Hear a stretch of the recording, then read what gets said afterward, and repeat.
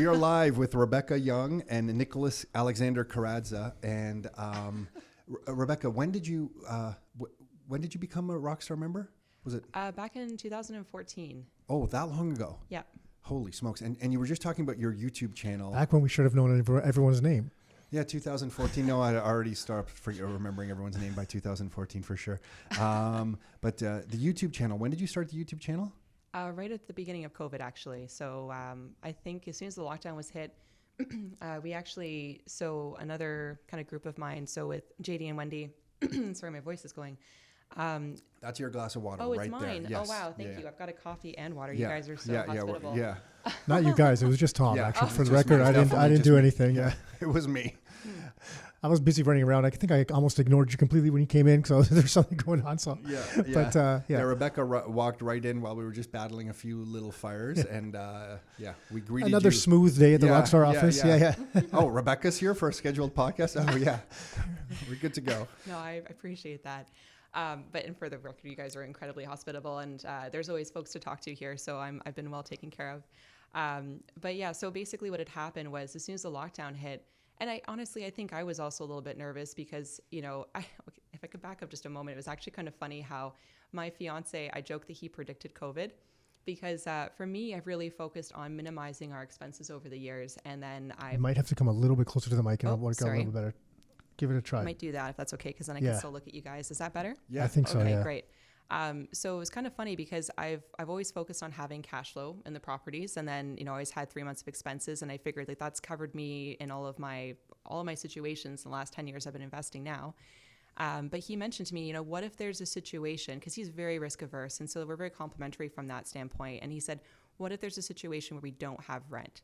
And I literally laughed at him. I was like, that's not going to happen. Like, that's not going to happen across our entire portfolio. And like the other properties are going to support any losses that we have. Yeah. What are the chances that everyone will be locked out of their jobs and be asked to stay at home? Yeah. It's just never going to impossible. happen. Yeah. I will tell you, you have an Right. economics degree or background in an economics degree. Yeah. I have an economics degree. You should listen to me. That's just not happening.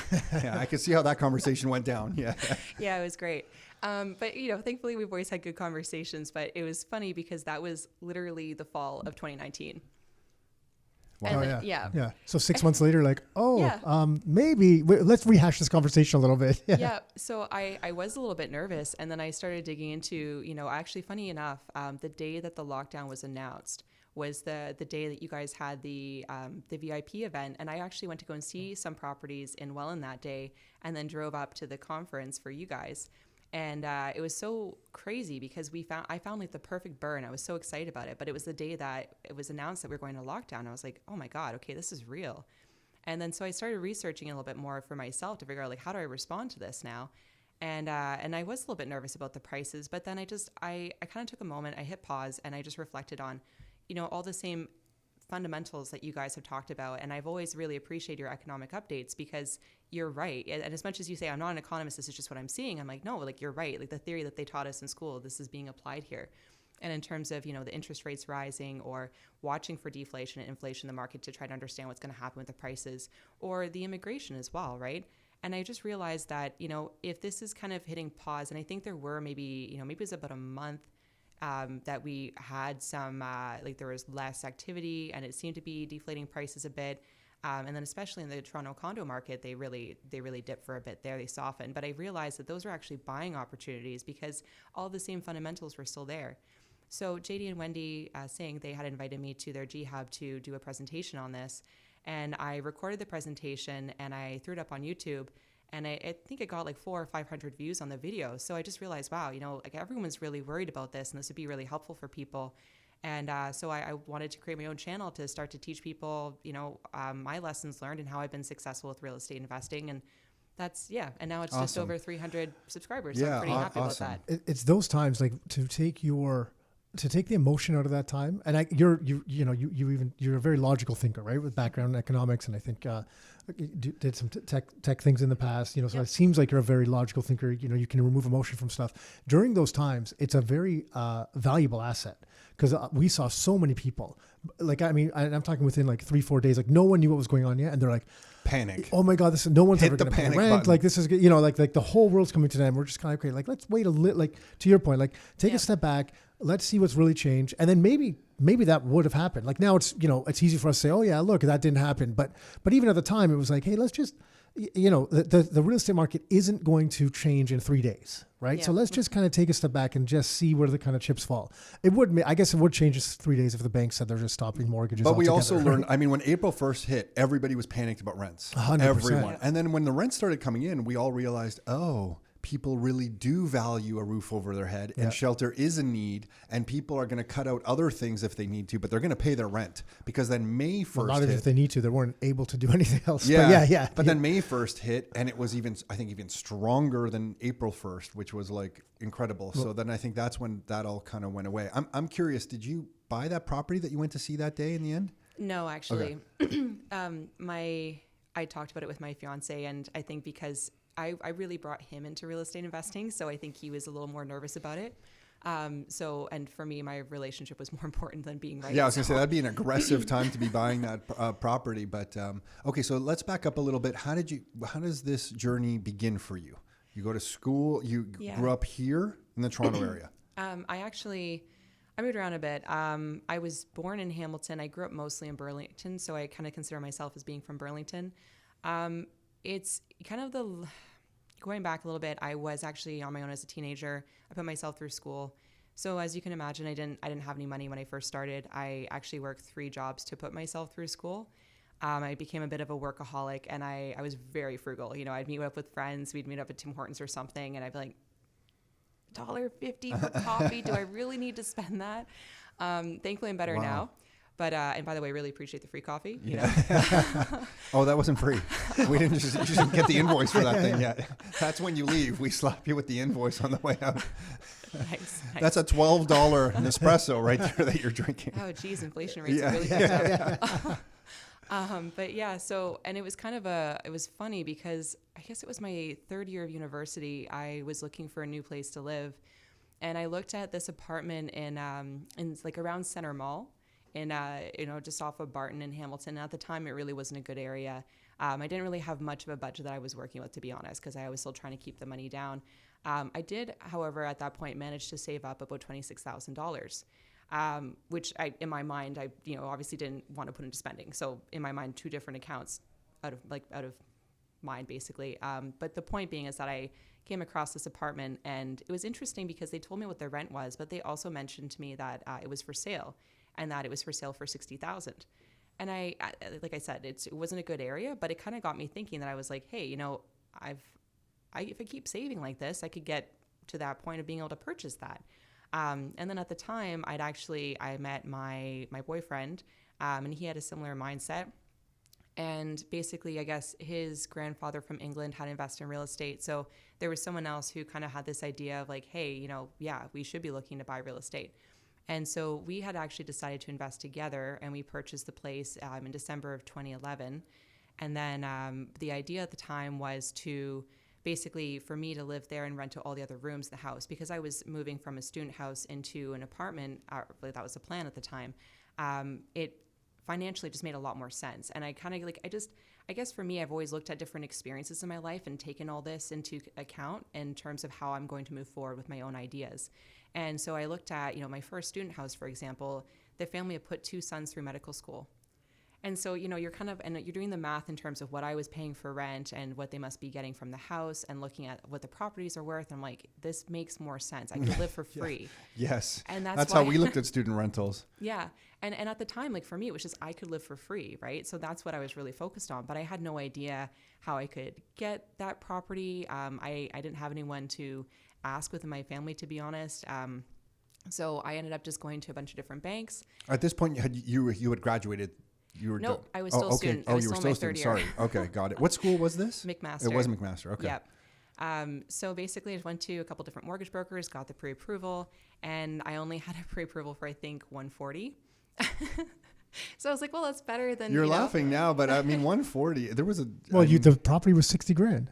yeah. Well, That- that, that property, I ended up property, buying yeah, a yeah. different one. Yeah, because the ones I was looking at around McMaster were like 300. So I thought, wow, that's not going to happen. And then so I was trying to look at different options, other parts of town. There were still some places that we could get for about 120, but they were just not great areas. And it was also kind of a funny story because I was also volunteering with the Hamilton Police Service at the time. Obviously, I just don't have enough time on my hands, right? Like I just don't. That's what I'm Yeah. thinking. I'm like, Yeah. Holy apparently smokes. Yeah. I did nothing. Yeah. Yeah. I went to a lot of bars when I Yeah. was in school. I mean, I think I was good at that. I'm making it for lost time now. It's okay. But so I went to the records department that day, and there was this woman. I think her name was Trish, and it's kind of funny because both of us seemed to have like dark clouds over our heads that day. And then when she started to open up, it was because she was trying to sell her house, and she wasn't having a lot of luck with it. And it happened to be in Stony Creek across from the Mohawk Star campus. And so she was talking about how students still rent there because there is a campus there that no one thinks about. And I was like, oh. So then I looked up her listing, and it was still too expensive because she still wanted 300, but there was one across the street for 251. And I was like, well, I wonder if I could still make this work, you know, because they weren't counting a lot of my income because I was a teaching assistant, a research assistant, so all that kind of income was contract based, and they wouldn't take it. But I managed to find a mortgage broker who would accept it, and then I placed the offer on the property, got it, and then what had happened was just crazy how much of a roller coaster this was. A month before closing on the property, we were just completely ghosted by this person at TD. She just basically said, "I'm really sorry, we can't do it." Sorry. And that was it. And I was like, wow, okay. And, you know, for me, that would have been all my savings. And especially coming from a place where I had nothing and scrounged every dollar that I had to save to that point, I thought, wow, okay, this is bad. So then at the same point, I just kind of felt I can't let this go. So I ended up finding a mobile mortgage broker from RBC who was able to put the deal together through a first, a second mortgage, and a line of credit. So, which was mind-boggling to me because I was like, well, okay, so you guys can't approve me at the lower rate for this mortgage, but you're going to give me higher interest rates and like more mortgage, basically. Yeah, it doesn't make it logically. It makes no sense. Yeah. But it worked out great actually because, you know, it was hard, but we got possession of the property. We were able to rent with the basement right away. We ended up moving in together. So, you know, it wasn't a cash cow, but it still covered the majority of our expenses. And then the year later, because of the just fixing up the property and then, you know, like the market appreciation, I ended up bringing it over to a different lender for a much better rate. And I realized that, wow, that's kind of a burr. And that kind of set me up for the rest of my real estate investing career. So even though it was very tricky at the time, and I share this story, I know the numbers are different, but I wanted to share this with your listeners because it's still, you can find a way, right? And a lot of people just, they start to explore it. And if it's not going to work out perfect, they just kind of give up and put it to the side. And for me, I just kind of made up my mind that I was going to do this. And, I mentioned my career in tech, in my 9 to 5, I am a data scientist. And coming from a background, my degree is technically in economics and a minor in finance, but I learned to code because I was doing economics research. I was working with software engineers, so I didn't really feel like I belonged there either, but I had to learn everything on my own to be able to be successful in that line of work as well. So I kind of just applied the same thinking to real estate, and, it's not getting any easier. So there's always gonna be challenges, but there's always a way around it as well. You just have to put in the time and, work with the right people, and you get there. Yeah, for you to get hit with that obstacle early on and push through is probably the best thing that could ever happen to you, because sometimes we meet investors who will help them out with a couple properties that go really smoothly. And that does not happen all the time. But sometimes everything just goes perfectly. And even we're looking around like, wow, that was a little too easy. Yeah. And then they might get ready for the next one. Yeah, then they might get their third property and they have a mortgage problem. The lawyer's late on closing. The documents don't get sent over. The bank's late with the wire. And then maybe they get the property and they don't find a tenant like on the first week. It takes an incredible 6 weeks, but the other two properties, they found a tenant in the first week. And so 5 weeks in, they're panicking that, the market's saturated. We've heard that many times, right? Like, oh my gosh, there's no more this house is no good. The house no one is no wants good. this house. The market's saturated, and they kind of panic because they've had those two like perfect experiences. Now the third one puts them into like an extended period of excessive panic, where you kind of just had that right out of the gates, and it's probably served you well, because right out of the gate, someone ghosted you and said, hey, listen, you're not getting the money and you've had to scramble. It's probably just the best thing that could have ever happened. Yeah, I agree. I mean, and honestly, every single property wasn't smooth. Actually, ironically, the one that I just closed on an eightplex in December. That's included in the 41 units. But it was so funny because the financing was so easy. And I was suspicious. I was like, Yeah. what's going on? Yeah. But Yeah. then it You're came going to back. give me this money? Yeah, but it came back because it was supposed to close on November 30th, and then the sellers couldn't close. So it didn't close until December 15th. I'm like, oh, there it is. Yeah. Yeah. The There's always curveball. something. So walk us through that a little bit. You get that first property, and then what do you do after that? Like, we don't have to go through everything, but what do Yeah. you want to share? How does that kind of extrapolate out to your portfolio today? Yeah, so basically being able to pull, because we realized that we could pull money out of the property in the refinance. So at the time, this was an ex-boyfriend, spoiler alert, but I'm really grateful for the journey that we took together because we both learned a lot, so I still appreciate that. So we ended up taking money out and he ended up coming across some money kind of, I guess, unexpectedly. It was some inheritance that he put into the second one. My dad actually, he's in IT as well, but he did a lot of flooring and contract work. So I helped him when I was younger, and I did a lot of the contract work for our properties in terms of like flooring and framing, drywalling, mudding, painting. Obviously, no electrical or plumbing. I'm not I have a death wish, Yeah. or want to flood my house. But so we ended up doing that for the second property, and then that was around the time that we met JD and Wendy. And then it was really nice because JD was actually a manager for him at the time. So there was a lot of trust there. There was almost like some authority. They became really good friends, and they'd introduced us to Rockstar. And they became kind of mentors for me as well. So that was really helpful. And then from there, we just kind of, rinse and repeat.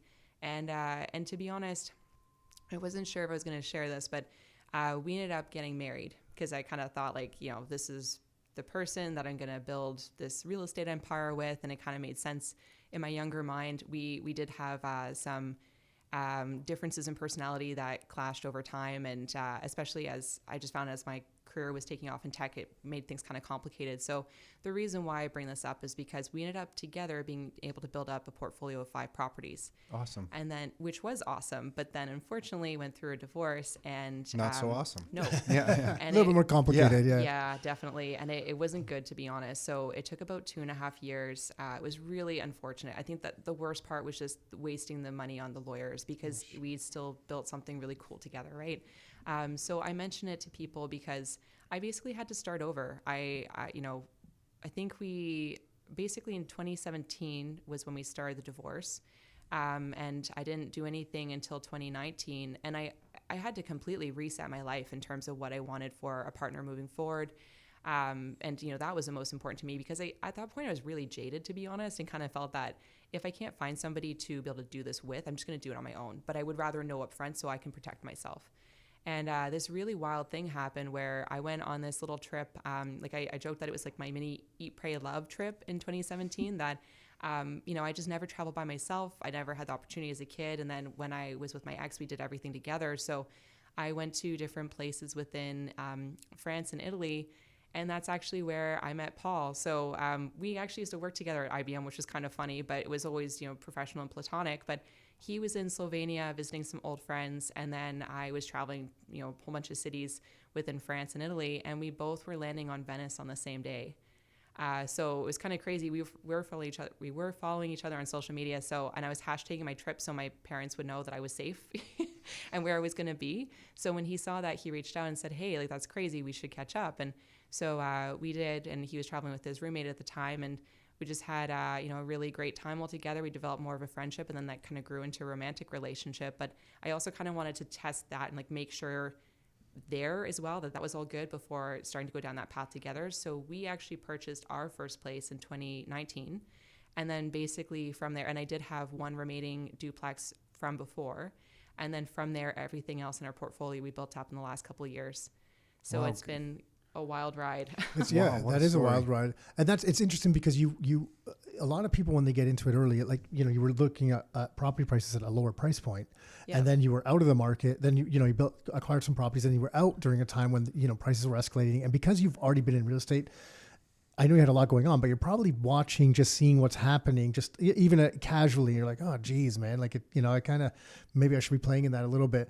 And a lot of investors who have bought at lower prices, have then when they come to higher prices, they're like, oh, you know, it doesn't make sense anymore. Like it doesn't work. I'm getting You know, ripped off. Yeah, this is crazy. Like I can't believe I'm paying this much for the property. But to your point, like, you know, you're building it now and the numbers still work and the opportunity is still there. Kind of like what you were sharing earlier. Like there is a way, you just got to find the way to make it I work. bet Rebecca, right? your background too, just being so heavily into the numbers, Sure. she could see past the purchase price and look at income and expenses, perhaps. Yeah, I was just going to say that actually I just analyze cash flow for every property, and that's actually how I make all my decisions, because I just look at my ultimate goal is to just replace my active income with my passive income. And honestly, I'm still happy in my tech job right now, but it's more, there have been periods where I haven't been as happy in my career. You know, really, sorry, this is really dark, but I actually watched somebody commit suicide at work. So that was really scary. Yeah. You know, I've known a lot of people that want to be able to retire and can't. So it's just, you know, that sense of the golden handcuffs. And I think just being like, I think ultimately what it comes down to for me is being afraid of not having control of my life, you know, because there's been different times in my life where I haven't had control. So for me, I don't want to have to rely on anything. But being able to build up a more more real estate in a portfolio with more passive income that allows for more flexibility, more freedom, more options. And now we're getting to the point of not just investing in real estate, like we are also investing in crypto. You'll be happy. The financial markets after that big dip, you know, we picked up a bunch of, you know, anything that I have a bill for, you know, like TD, Enbridge. I figured those companies aren't going anywhere anytime soon, and we've done really well with stuff like that. So, and even insurance, you know, being able to just diversify a little bit more. So not just so much building up the passive income, but more protecting the wealth. Because actually we've got 2 projects in Sudbury, like 4 buildings in them. But when we actually refinance the one project in Sudbury, all of that passive income will cover all of our expenses. So I could actually retire, which is unreal because I literally just turned 31. So I'm very proud of that. You should be. Yeah, Yes. 100%. And that is something that you recently purchased over the last few years. Yeah. Right. Yeah. Can That's you describe huge. Yeah. that project a little bit? What are you up to Yeah. there? So there's 2 in Sudbury. The one that we just picked up, the 8-plex, so we're going to be doing the same thing with that. But the other one, was 25 units across 3 buildings. So basically just bought them privately. I did put them on private money. So also, you know, again, not being afraid of, you know, you just never expect things to go smoothly, and private money often makes things go a little bit more smoothly. And then being able to fix them up, increase the rents. I am gravitating more towards larger multifamily, just because I like the business model of it, for lack of a better way of putting it. It's kind of like, it's more predictable as well, that if the incomes are underperforming, you're able to go in and update the rents, update the property, get a higher valuation. And it's just a little bit more controlled versus what I'm finding down here right now. So basically that's all almost complete. Well, 2 of the 3 buildings are complete and we're looking to refinance them. But Will you go from private money to a conventional lender Yeah. at that point? Got it. Yeah. First National, or do you know yet? Undecided. I'm evaluating either Desjardins or CMLS. Oh, got it. Okay. Yeah. And then what about if you're living, you don't live in Sudbury. Were you living in Sudbury at the time? No. Okay, no. so you're up there in Sudbury. You're investing in Sudbury. You're doing a bunch of work to these properties because you're redoing 25 units, was it? So you're doing work there. So how did you then find the team, or, you know, the crew to do the work for you? And then how did you manage that? Because that's a barrier for a lot of people when they're not right there, right? Yeah, I think maybe this is an area where I hate when people say that people are lucky, but I have had a bit of luck. I look for situations in my life. Like I really do believe in a bit of fate, I guess. You know, and similar to the If stories. you met your fiance in Venice, I think Landing you on could, the yeah, same I mean, day. I think fate is the right word for a lot of things going on. Fair enough. But you could have screwed up the meeting too. That's you could have, true. you could have Yeah, gone there and you just could have went made a for- complete yeah, there's ass enough- of yourself. That's true. That's where I would describe myself Yeah. in certain situations. I'm just forwarding it to you. Yeah, no, for sure that could have been a plausible universe. But so anyway, the point being is that basically there were a couple different things. So we actually live in Toronto ourselves, and our properties do scan from Niagara to Toronto and then up to Sudbury.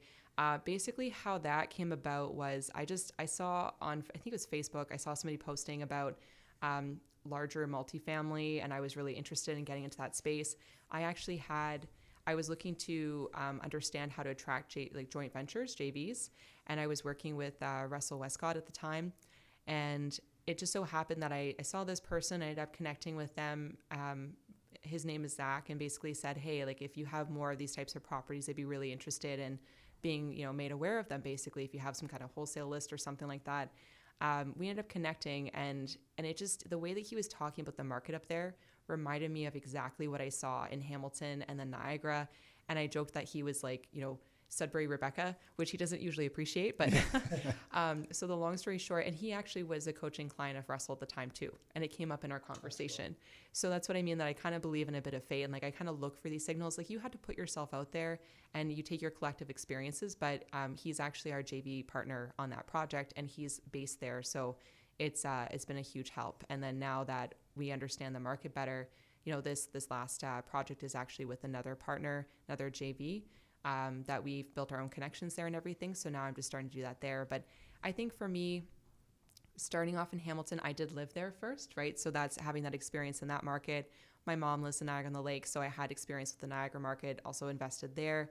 So I think after that point, once you kind of set up your system, it becomes the same thing. And I just get to focus on the numbers, right? And like you said, now nothing really surprises me, you know what I mean? And we have more liquid assets in case we need emergencies. But if something's not working, I just quickly fix it and move on to the other thing. It's kind of, and I found that I had that same mentality in tech, and it's served me really well, right? That fail fast mentality, just go out and do it. And then you eventually get to the answer. Go ahead, Nick. No, I was just going to say that the skill set I like is like once, what you were saying about investing. I think what people take for granted with investing is that there's a number component, and there's revenue and there's profit and that type of stuff.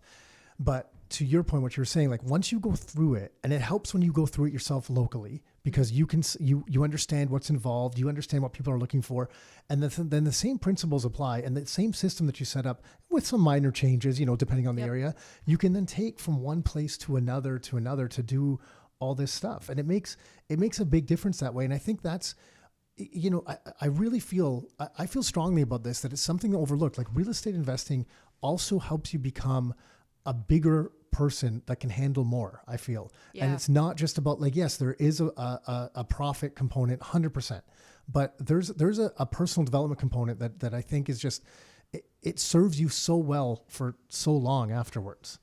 Yeah, I agree. I'm really grateful for the experiences, to be honest. I feel like, where does that mindset come from? Sorry, I'm interrupting, but that you are an interesting case based on what Nick's saying there. Where do you think that mindset comes from? Because hearing a little bit about your background, I don't feel you got that growing up. Like you're saying things like you just have to put yourself out there, and that you're using words that someone I would assume from maybe the way you were brought up, I wouldn't expect to hear. Where is this coming from? You have like this positive mentality that I feel like it would be easy enough for you to have a very negative mentality. Yeah, so Tom's asking, why aren't you miserable? No, I know what you're asking. Yeah, what's going on? But where did all this, that's a good point. Yeah, where did all this stuff come from for you? I mean, to be honest, my mom suffers from bipolar. So my dad actually had custody of us when we were growing up. I think, and especially because back then it was just so different, in the 90s, and it was a lot of stigma, and she had a really hard time figuring out her medication. So I think just going through a lot of those experiences of her being in a manic high, and a lot of involvement with police, unfortunately, just, and different services. So I think, and then to go through all that and then be on my own when I'm 17, I think for me, I've seen really dark times. And for me as a kid, and again, it's kind of funny just thinking about it, like in this call, really, that thinking about like having more control over my life, wanting something different, wanting to grow into the person that I want to be, looking up to, and really, I mean, actually something I'm really grateful for in my tech career is being able to connect with people that had the kind of life that I would have dreamed of as a kid, and being able to learn from them, and just kind of pushing myself through, like, and just different people, like I had one mentor that I really admire when I was at IBM the first time around. He's since retired. We're still connected, but just even how he encouraged me, and especially just, because all the self-learning, being in tech and being able to, like, STEM for girls was a big passion of mine, and being able to encourage other people to pursue those kind of paths as well. But just choosing to focus more on how can I do better? Like, how can I grow as a person? And now that I feel very grateful for my life, to be honest. I'm very happy. It might sound like BS to some people, because you're not supposed to say that you feel like your life is perfect, but my relationship is perfect. My life there's always ups and downs, there's challenges, there's, stuff you have to deal with. But when I compare it to what I feel like I've come from, I'm just incredibly grateful. And because of that, I'm getting to a stage in my life now where I want to be able to give back to other people and teach other people so that they can help themselves out of those situations. Thanks for sharing that. That's incredible. And I'm just wondering, it's almost like it feels sometimes like that's a competitive advantage in a way, and it's not one that you want to have to go through or that you wish upon anyone. But sometimes, because we've had numerous guests that have, whether the immigrants and, like Arvin comes to mind. He was living in his basement and living off like $200 a month. With his uncle snoring next to him. Yeah, something like, like it was like, and it's just like when you have that driving factor, it forces you into some uncomfortable situations versus if you're in a comfortable situation, it's harder maybe to force yourself out. I don't know if that makes sense, but maybe in some weird way that was kind of like an advantage in some ways. Because to be in the place you're at, essentially building 2 real estate portfolios, because you went through one, kind of had to liquidate it, and then a second time at 31, it's really impressive. Like you bust, and you're doing a lot of the work yourself and stuff like that. So you're very humble about it. But it's obvious to be able to do that. You've busted your ass while you're doing a full-time role, graduating university, all that stuff. Like there's that component too. Like you obviously, you work, like your work ethic must be really solid to accomplish all that stuff as well. I do appreciate that. That's, it's so funny you say it like that because don't get me wrong. Like there are days where even if I find that if I think back to things in the past that I'm not necessarily happy about or I wish I'd gone differently, there's times it makes me sad, especially because there's a lot of unresolved stuff there, right? A lot of people that just couldn't apologize for things that happened. And it's easy to get like kind of sucked back to that and dwell. And I think for me, it's kind of funny because I choose to look at it that way where it's like, you know what? Yeah, sometimes it sucked. I was dealing with a lot of stuff, even when I was in high school, dealing with stuff that my friends could not understand. Because you were living on your own at 17 in high school. Yeah. But yeah, and it's kind of funny because back then I used to smoke cigarettes. And one of my friends used to give me a lot of grief about it, but I found that it was the only time because I was just so in my head about stuff, but you can't just sit there like kind of being spaced out. People look at you weird, right? So being able to have a cigarette and just think about what my next plan was, really helped me through that. And I guess the point being is that at the end of the day now, I am grateful because I do find that the majority of people that I've met within Rockstar don't come from really lavish beginnings, right? They've had to work for it. And I guess that just, it's just to show that, to your listeners as well, because I'm reading all these articles recently and people get really bent out of shape over people being successful with their real estate portfolios, especially young people. I read the comments and they're like, oh, like that person still has a job because they manage this portfolio, or they probably like came from like the bank of mommy and daddy. And it's like, you know what? I don't really know anybody like that. I find like to really have that hunger and that drive, they've usually come from humble beginnings where there's been like some crap that's gone on. You have to eat shit. Yeah. You have to eat shit for years. Yeah, not always, but you're right. There's definitely far more of that. Like the investors we've worked with, there's far more of that than there is the other way for sure. Yeah. So it's, and I think just having those lessons earlier and choosing to be more positive about it helps you deal with adversity that comes up in the future, like through your real estate investing career. Because even at the end of the day, it's really just money, and if I did have to start completely from scratch again, I know that I know how to do it because I've got the logic behind it, right? Yeah, you have the skills now and the mindset. I just wanted to say something. You said it's not maybe it's not normal to say this, but I feel like my life's perfect right now. To me, that tells me that you're living by a set of principles that you've decided for yourself for a few years now. Because if you live in your own integrity for a few years, life ends up kind of molding to shape around those principles perfectly. Yep. And if you just do that day in and day out for a few years, we had a few people working with us. I don't want to say their names. Yeah, we lost that camera. I can't fix it. We had a few people working with us that, were kind of on an up and down path in life. And we kind of sat them down and just said, hey, listen, you have to just live by a set of principles. You can decide what the principles are for you, but if you don't have any, try this one. Just always do the right thing in any situation.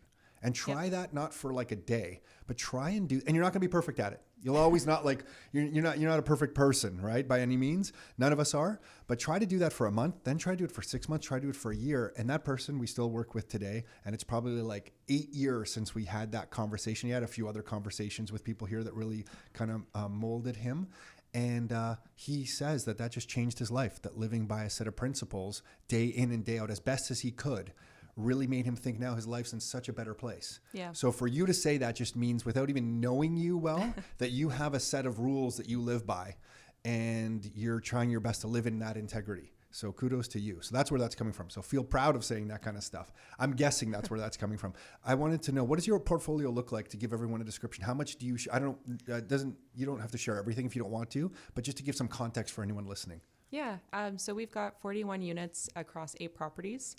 And we've got 1 in St. Catharines, 1 in Stony Creek, 2 in Toronto, and then 4 in Sudbury. Got it. And the Toronto ones, if I had to guess, maybe condo rentals? So actually our own place, we live in a duplex. Oh, so we're awesome. still house hacking. And that's something else that I would suggest to people, that to be honest, we actually got the pre-approval to be able to live in the house ourselves, but I didn't really want to have, a $4,600 mortgage plus expenses on top of that. So we're house hacking. We actually live in the smaller unit, main floor and basement, but it suits us just fine. Very happy with the location and the space that we have. And then actually kind of going back to the Toronto condo market softening, I was able to help my sister get her first place. So that's a joint venture with her as well. Oh, awesome. Yeah, I'm really proud of that. Yeah, no, that's great. Okay. And then why did the private money not scare you? Most people will look at the interest rate you're paying on private money because it's going to be a lot higher than conventional financing. Why did that not scare you? The numbers. So I have for the more, like for the bigger kind of commercial multifamily spaces, I do Keith's have... going to come and try to do some live camera fixes for us. Oh, okay, great. So I do have a much larger kind of monster spreadsheet for those bigger projects. And I basically look at the full picture of the cost of acquisition to get the property, and then the after repair value. And at the end of the day, because eventually you get tapped out, right? That your personal income ratios will only go so far, especially as you're getting rental properties, because the banks will only take 50% of your rental income. So for me, and honestly, that's a big frustration for me, because I pay 100%. Oh, you let that frustration and out. Great. You're one of us. Yeah, you go. You Every share, time I walk you into share the whatever bank- you want to share. Yeah, if I have an appointment with the bank, like an actual personal banker for something, I'm just like, oh, how's this gonna go down now, right? So yeah, no, it's funny because I was watching your broadcast yesterday, and you were talking about like the savings plan that they had suggested for you, and I agree. I've known really great people to work at the bank, so it's nothing personal against any individual, but I've also had some really bad experiences where even going back to when I first owned my property, and for me, obviously that was a really big deal. Basically, I had to get a direct deposit form for my new mortgage, and the teller was asking me, or I needed a void check, and she was asking me why I didn't just print the direct deposit form. And I was like, well, why are you asking? She's like, well, isn't this for a landlord for rent? And I was actually pretty offended. And I just kind of sat back. And I was like, what makes you think that I'm renting? And she looked back at my bank account again. She's like, oh, well, there's multiple rental payments. Yeah, I'm the landlord. I need this for my mortgage, Great. Rebecca fits right in here. Yeah, you tell the banks what you want to tell them. Hey, I just want to circle. Keith, if it doesn't work, we'll live without it. That's fine. I just want to circle back to the kind of personal development stuff for a second, because I know you shared everything you've been through. Was there any were you reading any books or anything that kind of changed your outlook at that time? Like, was that just kind of like self-reflection that changed your outlook on that stuff? Or because I know for us, we've, through different paths, we've all come across different people. I mean, we shared the story that Tony Robbins was playing in our house. Our mom had it cranked, like Personal Power. I'd walk back in from playing street hockey with my friends, and I was coming into Tony Robbins' house in the house voice. Did anything like that did you go through that phase, or was it just yourself? It's both. I think I'm the kind of person that I do reflect a lot. In fact, I probably overthink about stuff, to be honest. I do like to talk to other people. That means you smoked a lot of cigarettes. I forgot the cigarettes. I'm like, are you going to say you smoked a lot of weed or something? Like, I didn't know what was coming out there. Yeah. Only when I was in high school, funny enough. And then I pretty much quit as soon as I got to university. But I guess I got more comfortable spending time on my own, which is kind of funny. But yeah, I've always been a big thinker, self-reflector. I also really, again, kind of going back to like the data scientist mindset, when you have those kinds of models, when you're trying to build predictive models, it's really just as good as the data that you have. And so I kind of have that view that, and even at the time and going through school, I was working on economics research. So you recognize pretty early on that you don't have all the data. So it's kind of like that same view of life, right? That we don't have all the data. So I realized, and that's kind of my main goal of life, is to try to learn as much as I possibly can to really understand what life is about. So, that's really interesting. Yeah. Because, you've heard us say information advantage. That's the way we look at it for ourselves. We're like, well, as soon as we don't understand something, we have to go get some information so that we can understand it, so that we can base our decision of some form of knowledge. Maybe it's a tiny bit, but that tiny bit is more than the zero that we had before. Yep. So it seems similar. Like you needed proper input to, like, from the data scientist mind. I don't know if this is right, by the way. I'm far from a data scientist, but you needed proper input to put into the equation to then make the decision, or you can't make the decision because everything's kind of blank fields. You're doing great. Yeah. How did you I get got a career lined up. How did you get into that career? So you graduate, Yeah. and then what happens? So that's, and I just to go back to that point super quick. So, and there's different buckets of that, right? There's also, if you know what you don't know, I've been able to talk to people. I've had mentors. We have Google, but also just from reading books, because then I find that fills in the gaps for the stuff that you don't know. So that's been a huge help, especially as I'm getting older, and I kind of lean a little bit more on that. In terms of how I got my career, that again, it's just kind of putting yourself out there, and I do believe in a bit of fate, but basically at the time in my last year of university, I went to this grad info session for Bell, and they were talking about business intelligence. And it seemed that they were gearing it more towards the engineering students and the computer science students. But at the same time, when I actually caught up with one of the VPs after, and I was asking her more questions about the program and what they do there, and it sounded like exactly like what I was doing with my economics research. So I thought, well, I could do this too. But so I decided to apply. And then at the time, I saw on the requirements that they really wanted somebody with a math or engineering background. So I felt that I could, kind of explain, I logic my way out of how I have all the skills that they're looking for. But the one piece that I was definitely missing was telecommunications experience. So I ended up applying to all the telcos in their sales centers, like the cell phone kiosks, to get a job there. And I got a job with Virgin Mobile. And thankfully, and I was terrified, to be honest, because I used to joke that I was always in these research labs, and I had to have a key to get in and out. I was good in my little hobbit hole of data. You know what I mean? I was like, oh my God, could I really be a salesperson? And they gave us training, and I had a great team, and I figured it out. And actually, honestly, I think that was one of my favorite jobs. I had an awesome team back then, and you guys are probably going to laugh at this, but I'm a very mechanical person, right? I'm a creature of habit, and I would always I went through basically the training that they gave me almost verbatim every single time whenever I was helping somebody find a phone. So they came up with the clever nickname Robecca. Hey, you had your sales script. Yeah. Listen, Yeah. in sales, I've been in sales a long time. We come up with scripts all the time, and no one uses them. But you're one of the very few people. But they're there for a reason, Yeah, because because they they generally work. There's some predictable results you say there, these right? things, and you'll likely get this result. Yeah, exactly. And it did work. So I ended up also having to go through the interviews for the BI role in parallel. But by the time they decided to hire me, I had a really good recommendation from the people I was working with as well, right? So then I ended up getting that role, and I got to start as soon as I graduated. And that's where you are now. No, I actually, from Bell, I was headhunted to IBM, then jumped over to Microsoft, and now I'm back at IBM.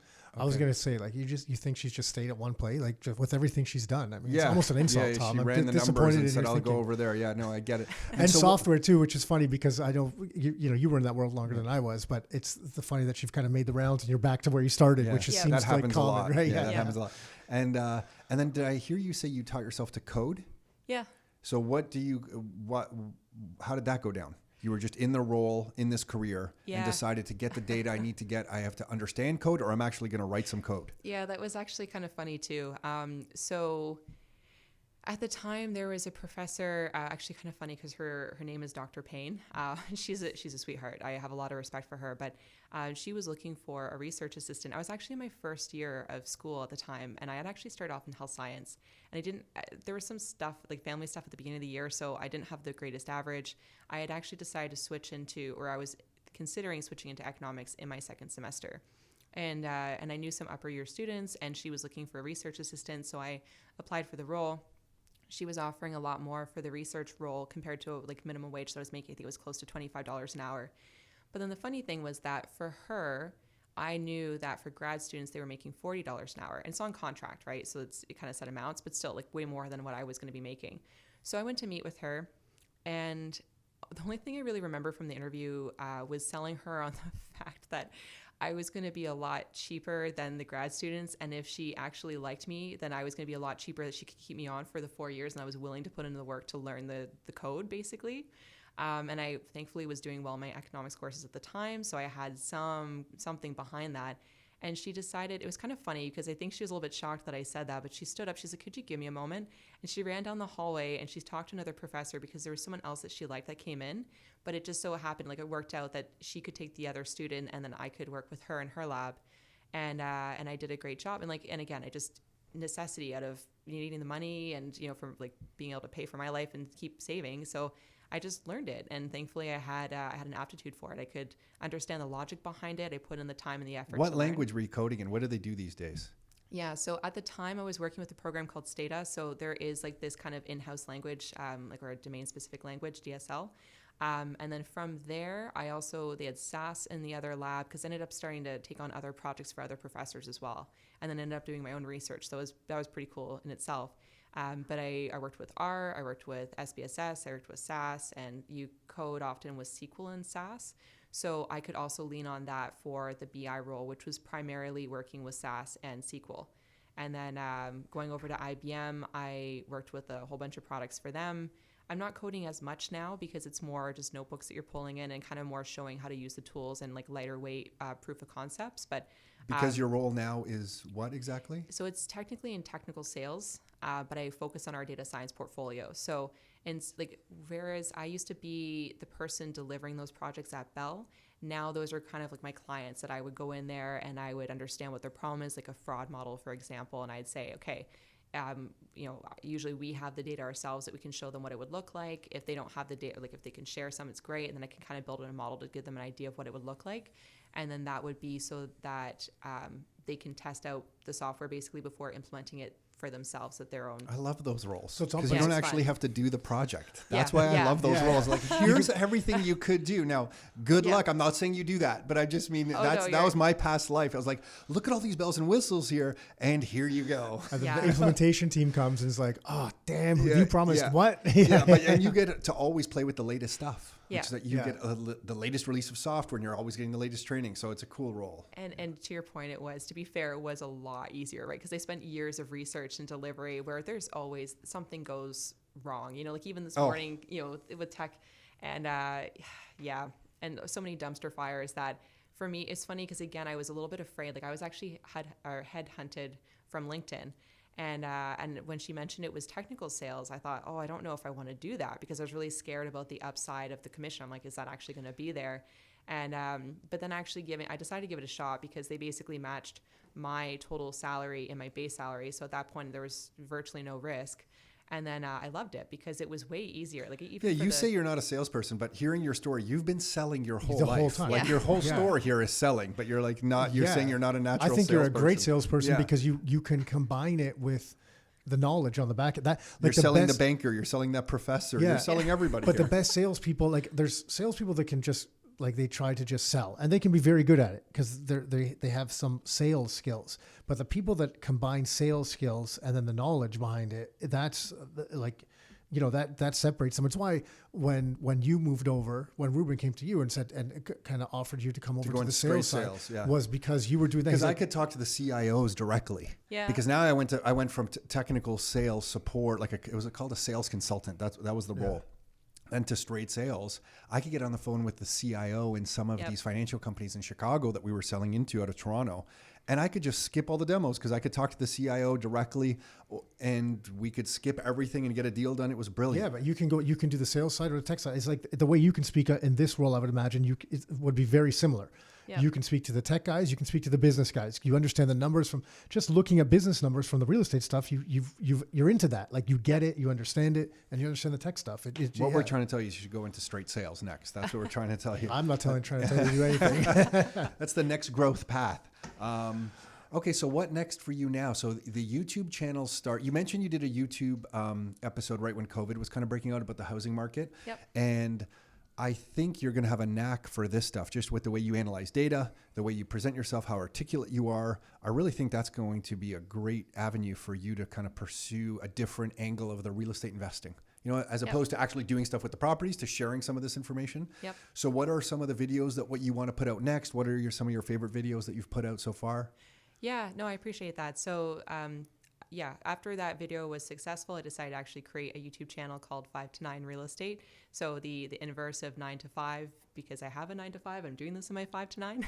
Very clever. That's good. That's Paul good, actually came up with the name. I can't take credit for that. Good job, Paul. Yeah, it's a good name. It's a good name. But yeah, so far there is just, I really just wanted to create kind of a how-to guide so that people wanted to dabble and they wanted to understand how to pursue that path. I wanted to put that out there so that, you know, I think part of it as well, to be honest, was that Black Lives Matters came up around the same time. It was like not around the same time, but like, you know what I mean? Like it became very prevalent. Yeah, on it was the world right in the stage. media. It hit peak media right around that time. Yeah. And I think the one thing that I thought was really interesting in all that, because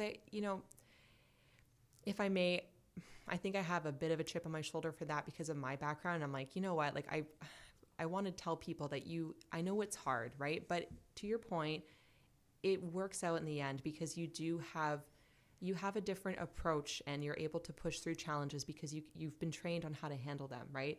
And somebody actually kind of set me straight on that and said, you know, there's studies that have shown that people that come from certain, and this is more in the States because they just have more data readily available, but people that come from certain postal codes are a lot less likely to be successful in life because of just like the people that they surround themselves with and the support that they get in the community because of those types of challenges that are really prevalent in the States.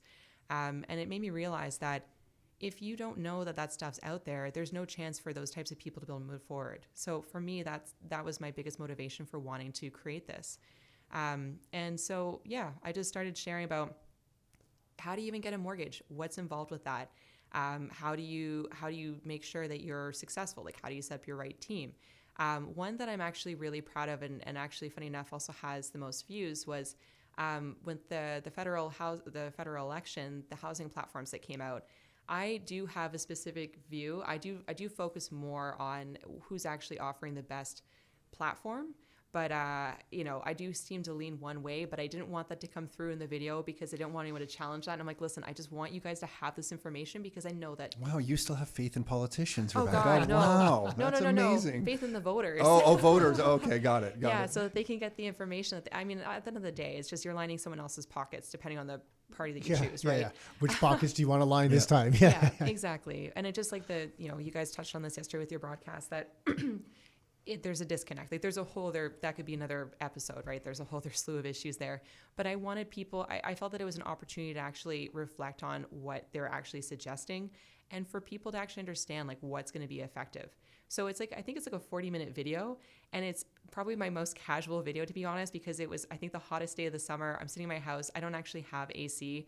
So I'm wearing like this little tank top and I'm sweating. I'm like, okay, guys, like, I'm just going to break this down for you. This is how this is going down, And I got the most positive feedback on that because people are like, wow, you actually took the time to relay all this information, to give your thoughts in terms of like what you thought was going to be successful. And I think a bit out of frustration because I do feel like we're kind of villainized now.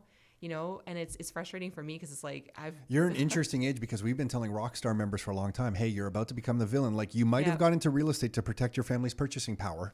Maybe that's why you got in because you thought, oh, real estate's being monetized because of our monetary policy here. Rightly or wrongly, real estate's being monetized. Yep. And you're getting in to protect your family's purchasing power. But then now you're going to be vilified as one of the investors that are causing real estate prices to go up here. And it's a symptom, not the cause. And it just so bothers me when I see the media focus on that. But you're an interesting case because at 31, I've always expected that kind of for people maybe in their 40s as you grow the portfolio and stuff, but you're hitting that early. Yeah. And we mentioned that to VIP members here probably like 3 or 4 years ago that get ready. In about 4 or 5 years, and then for the next decade, you will be the villain. Mm-hmm. So I don't think this is something that's going away. Yep. We're just going to have to learn to live with it, help other people, learn about money and investing as you are, and educate. Yep. Because otherwise, yeah, everyone just like that bank teller kind of thought, kind of looked at you with a certain context. Yep. I think you're going to tell people you're an investor and they're immediately going to judge you on a whole bunch of issues. No, it's Yep. already like you said earlier. It's too, started. It's started. It's here. It's here now. You yeah. see in the media. Yeah. It's the greedy investors. yeah. I still don't think it's that big of an issue. Like it'll be interesting to see once they change the mortgages and stuff like that. Yeah. I don't think it's going to have a major impact. It'll be really like we'll see. Time will tell, right? But emotion, like as far as like who to point the finger at for the problem, it's an easy scapegoat right now for sure. Because they either point it at themselves or they point it at the greedy investors, Yeah. And right? that's And I'm why- saying greedy like kind of in quotes. Like I don't Oh, mean yeah. that to anyone listening, right? No, I definitely get that. Well, look, but you're not a greedy investor, so yeah, there's profit to be made. But you took it sounds like apartments in Sudbury that weren't great places to live, Yeah. and you made them nice places to live for people, like a Yeah. lot nicer. So you're providing good, affordable housing units because Yes. you're doing these rental housing units. A gap that a government has talked about filling forever. And it's obvious they're just completely incompetent and not able to do that on that in Yeah. that side of things for sure. So you're providing good housing How to many people, people that do you're we know updating. in Hamilton taking really beat down properties in Hamilton? Yeah. Making beautiful second suites, legal second suites, beautiful for Which is people to live in. another affordable housing unit. I mean, look, I know rents have gone up, but if someone can't afford to rent a whole house, but can they live in a low-rise house, Yeah. right? And they're able to live in one level of it for half the or whatever percentage of the price, it's worth it to them. So yeah, that component of it is left out of the story for sure. Yeah, for sure. And that's, I know you've talked about this in other sessions in the past as well, but it is actually a global problem because of our world population. And that's, in other parts of the world, it's not uncommon that people live multiple families or multiple even generations within a single family live in one single house. I have friends from Pakistan, and they were saying that, like you've got, like 4 different levels, and it's 4 different generations. Oh yeah, you the know? population density in other countries, it makes us look like a joke. So it's not unreasonable to expect that's going to come here too, right? And so many people do want the single full house, but if there's not the supply, where are people going to live, right? And that's exactly it. Like that's why I'm really proud of that video, because I was able to actually start to address some of those problems and saying that. Listen, YouTube we're comments could be the nastiest comments of all Yeah. media, so be careful when you review Yeah. your YouTube comments. If I ever accidentally look at them, which I try not to look at, YouTube specifically, I try not to look at. Yeah. It's almost like I'm peeking between my fingers as you kind of scroll, like, oh my gosh, what's happening here? Yeah. Right? So be careful on that. Be prepared. I do appreciate that, because I think as I was a kid and like when I was younger, I was a little bit more of a people pleaser, to be honest. And then as I was getting older, it took me a long time to really just be confident in myself and comfortable with myself. And even probably just in like the last 5 years, to be honest, I've really just started to focus on, I just want the people that make me feel good or like I can learn from in my life. You know what I mean? Like I don't need to be friends with everybody. I don't need to, it's okay if I rub some people the wrong way. And I'm open to being challenged, because if there's a new learning opportunity for me, great. But at the end of the day, like I really feel confident behind what I'm doing with YouTube and like being able to reach the people that can use it. You know what I mean? So for me, that's a bigger Awesome. pull. Do you have a schedule right now that releasing videos, or when an idea comes up, you just kind of when you get to it, you get to it? Where are you at with that? Yeah, it's a great question. I'm still trying to figure that out, to be honest, because when I first started, I was like, oh, this is pretty, like at the time, the easier ones were in the beginning of like, how do you get started, right? So at the beginning, I was able to do it more on a whim. And then we were actually editing ourselves as well, but then it just became a little bit too time consuming. So we have actually outsourced that now. And then in the summer, really, I started to actually plan it more. So I'm trying to stick to that more, but I am finding that it is a lot of work, to be honest. I want to be mindful, and especially because I'm trying to think in terms of once people have this information, what would be a natural follow-up video? Like how can I actually create guides to, help them? Don't forget to share some of your life stories. I don't know in your videos if you are, but you're very numbers driven, which is excellent. Your analysis, I'm sure, is going to be top notch in those videos, but don't be scared to share some of what you've gone through in life. And I think a lot of people will be able to relate to that, and it'll help motivate them that they can also accomplish what you've accomplished. So I don't know if you're doing that already. Maybe you are, but don't minimize the value of that, because I think if people understand your background and then you show them what you've been able to accomplish, it gives this framework that, wow, I can plug into something like that for my own life.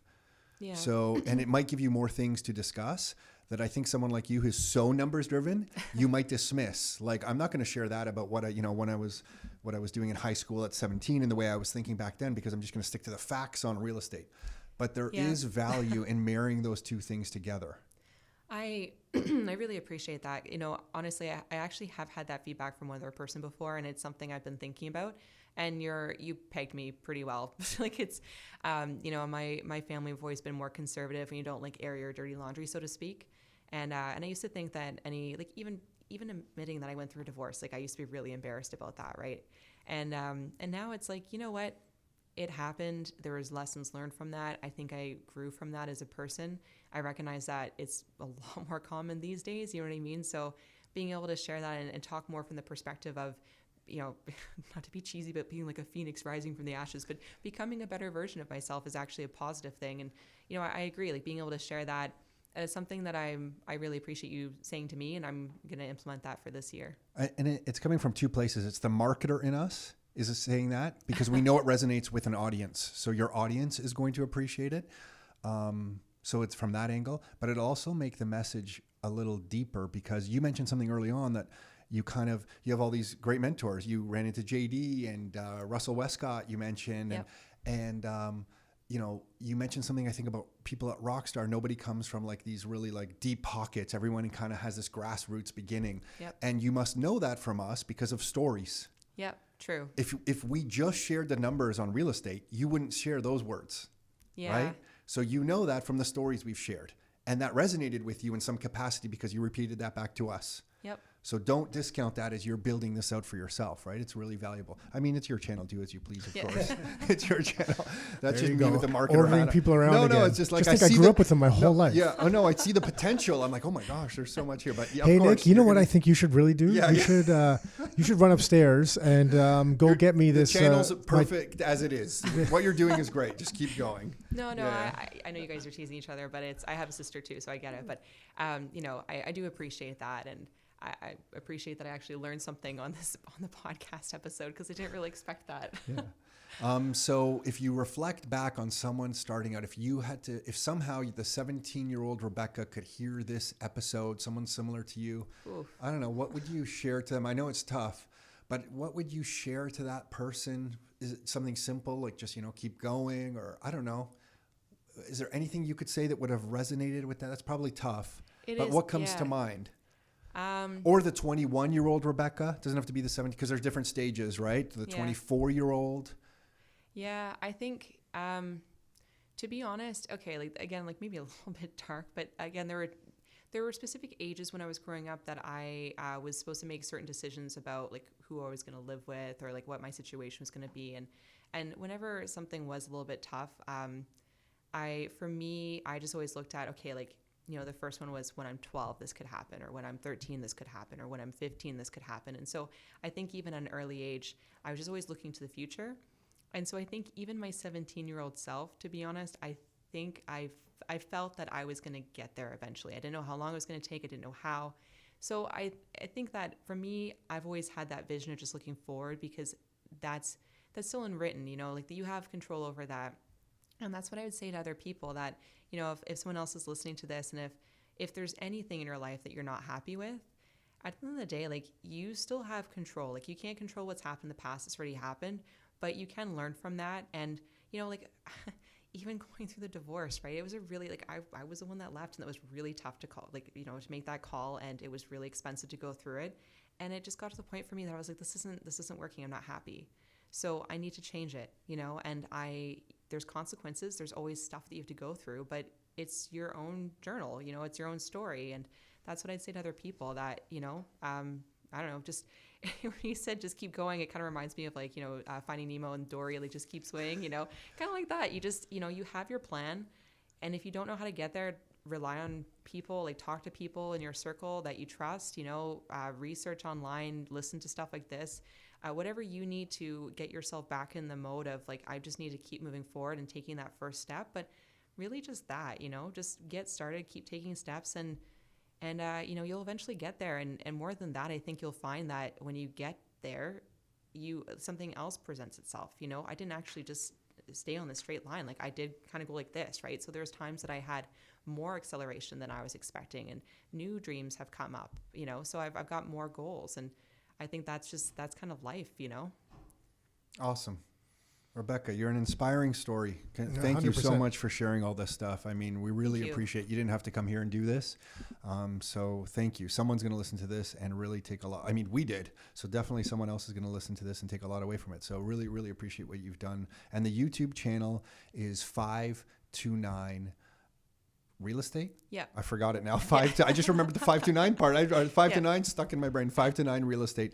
Yeah. We'll put a link to that YouTube channel in the show notes of this episode. So wherever you're listening to this, if you track down the show notes, you'll find the link to that. And anywhere else to find you, or is that the primary place, the YouTube channel? That's probably the primary place. That's probably the easiest. I've got social media as well, but different like handles for that. So the YouTube is the best place to start, and that's where everybody can see me.